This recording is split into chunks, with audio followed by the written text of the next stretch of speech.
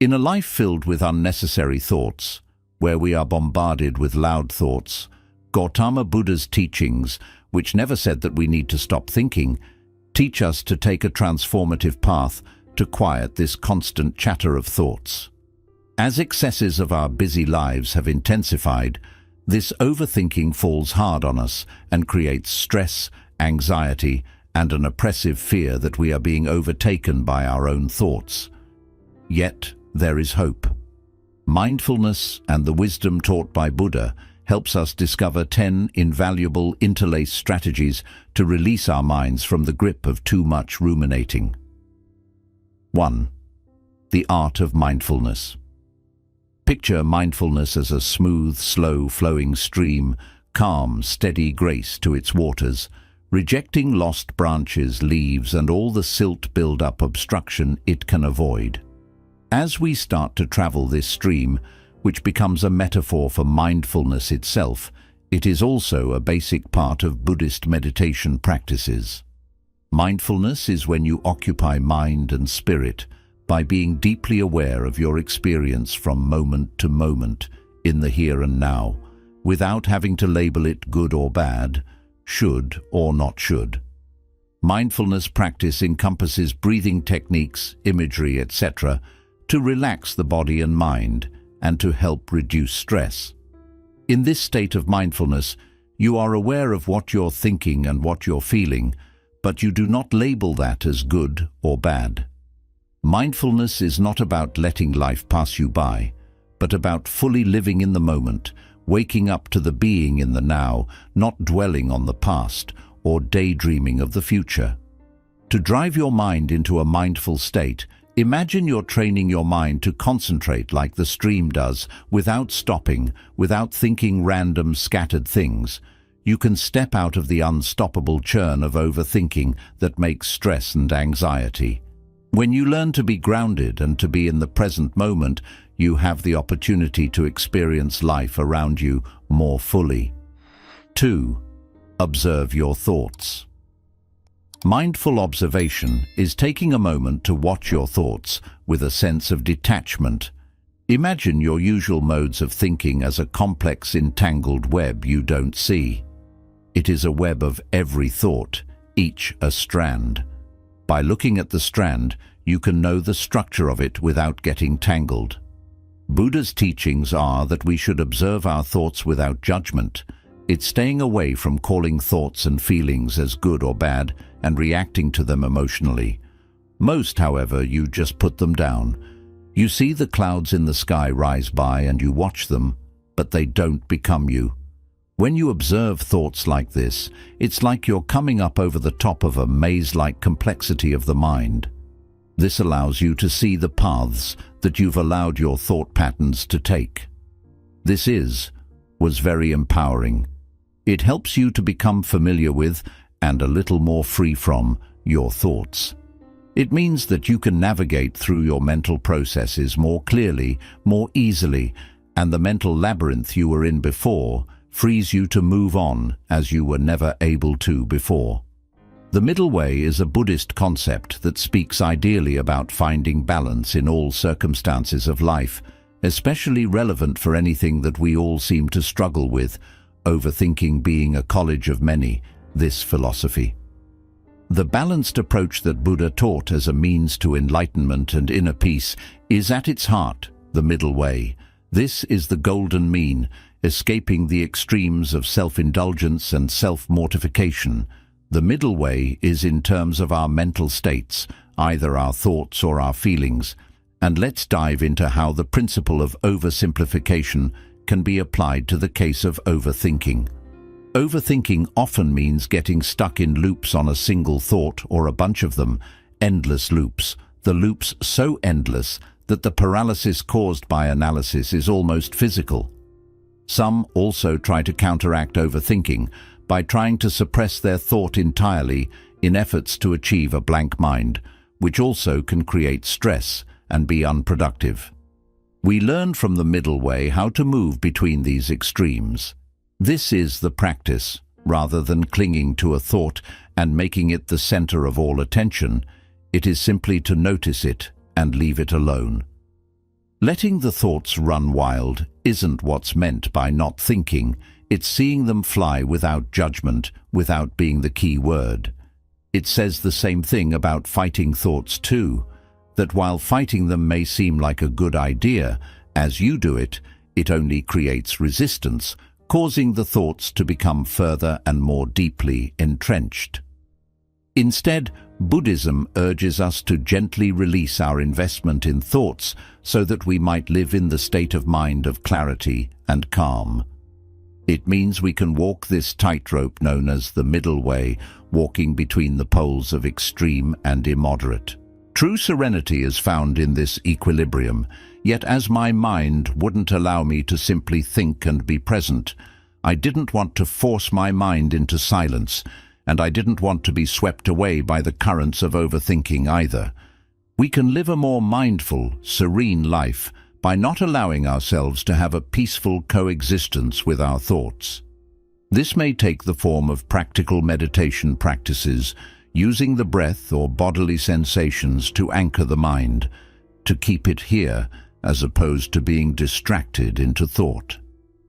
What it also means is building a mindset of self-compassion, knowing that thoughts are normal as it puts no one down or portrays weakness or failure due to running the show in one's head. It is by enlightenment of the middle path that one may be helped to overcome the overthinking by possessing a compassionate, practical way suited for all, encouraging balance, acceptance, and mental peace. Fourth, let go of attachments. In Buddhism, you have to understand because clinging too tightly to desires can cause you suffering. Like this, if we cling too hard to our thoughts, we can turn into an overthinker. Becoming freed from this cycle can be very hard. To escape it, Buddha has taught us to learn the wisdom of letting go, quite literally, especially with regard to letting go of thoughts. You've got to understand that thoughts are transient. They come and they go, and they don't have to be who we are. This means in practice observing your thoughts without any judgment attached. When the thought keeps coming back to you, notice that it is nothing but a fleeting thought. It doesn't have to dictate your emotions or actions, and you don't have to hold on to it. This mindset embracing of it means you're less present, less of a quotient to your thoughts that never happened and the ones that will. It can make you have more clarity in mind and be more balanced in life. Remember, what you think is only a thought. They don't have the power to control your life. They will pass away, like things floating in the sky, and you will be at peace in the absence of what they come to be. In Buddhism, they term compassion a key pillar of emotional well-being, called karuna. Compassion at its roots is the deep yearning to address the suffering to the extent that we can, whether it's our own or that of others. This is not just understanding, but instead a compassionate, active intention. Compassion, however, can be a very effective antidote to overthinking when it takes hold. Worrying and chewing over the negative things that could happen, especially things that won't probably happen, are ways of overthinking, which often makes you feel miserable or stressed out. Compassion helps to break this cycle by giving us the space to notice the distress we're feeling without judgment. This is the first step in cultivating compassion. It's about recognizing the pain without self-criticism or harshness. If we admit our distress, we can then commit to looking for and finding relief, being kind to ourselves as we would be to a friend in distress. Self-compassion, merely practice of caring and taking care for ourselves in the same way as we would do for someone that we love who is suffering. It's about telling ourselves it's hard right now, and that's okay to feel sad. Let's get through this together. Self-compassion helps to quiet the inner critic, which can often fuel overthinking. It's relentless, churning that critical voice over and over that makes us feel not good enough, not skilled enough, that just exacerbates anxiety. Practicing self-compassion redirects that inner dialogue to one that is friendly, kind, and supportive. Think of your mind as a tempestuous sea. and overthinking is like a storm. The soft, humble breeze that you need to calm the waters is the compassion. Response to suffering with compassion is like any other skill. It takes practice.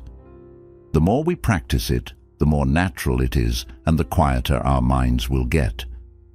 With more compassion for ourselves, we might also naturally extend that to others. The mere fact we recognize our shared humanity and understand we all want to diminish suffering. A common desire can leave us more connected to one another, feel more empathy and understand.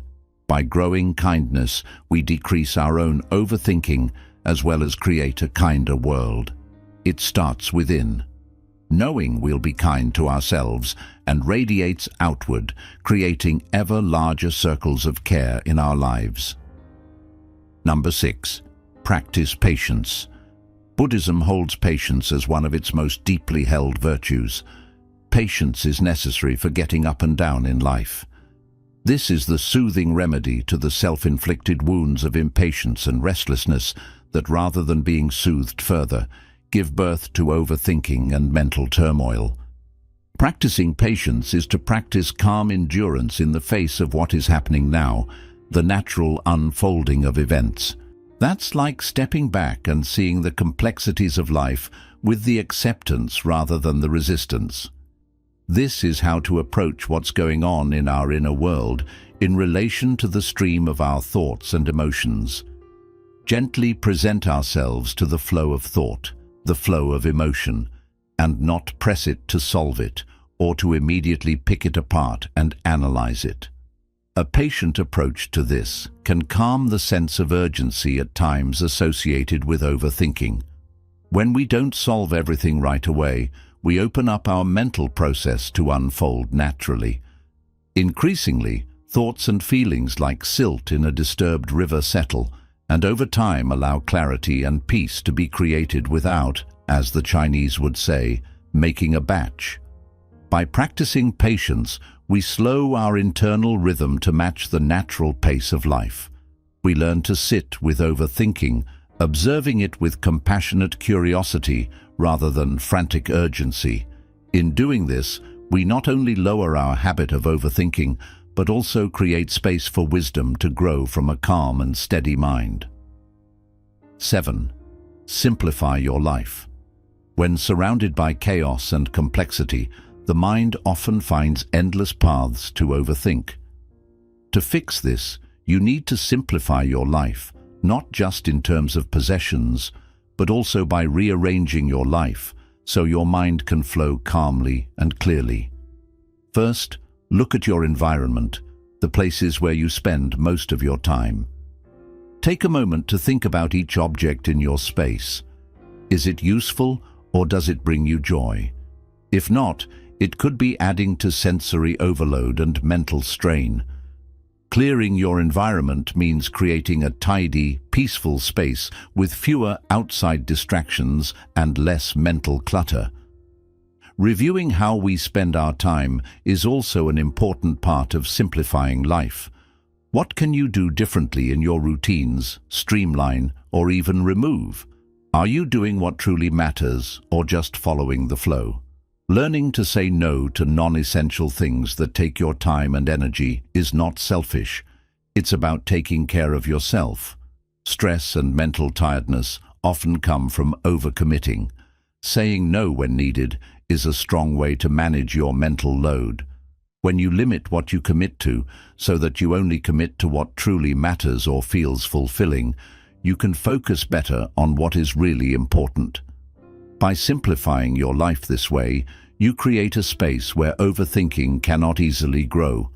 With a less is more mindset, you build an environment and lifestyle that support mental peace. In this simpler way of living, your mind has room to slow down, focus, and stay present in the moment. It brings more mindfulness and more joy into your life itself.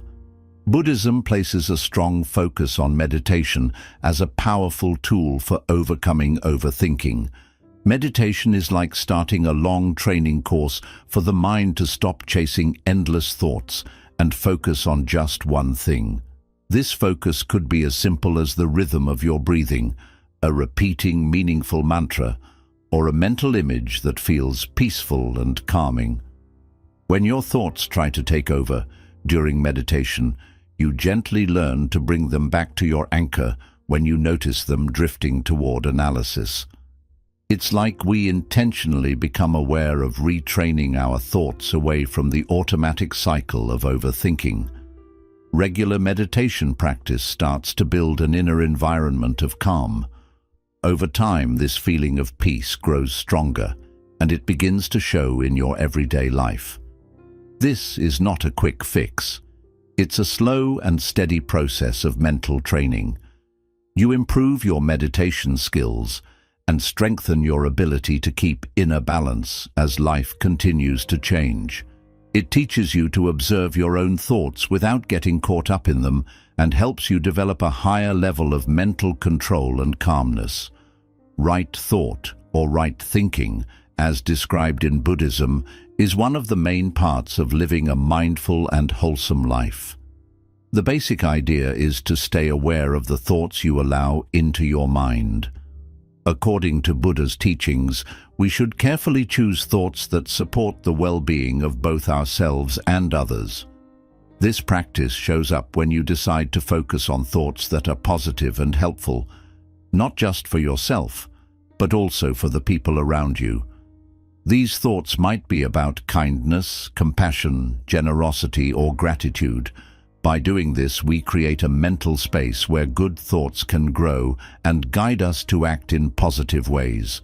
We also need to let go of thoughts that are harmful, like anger, envy, resentment, or worry.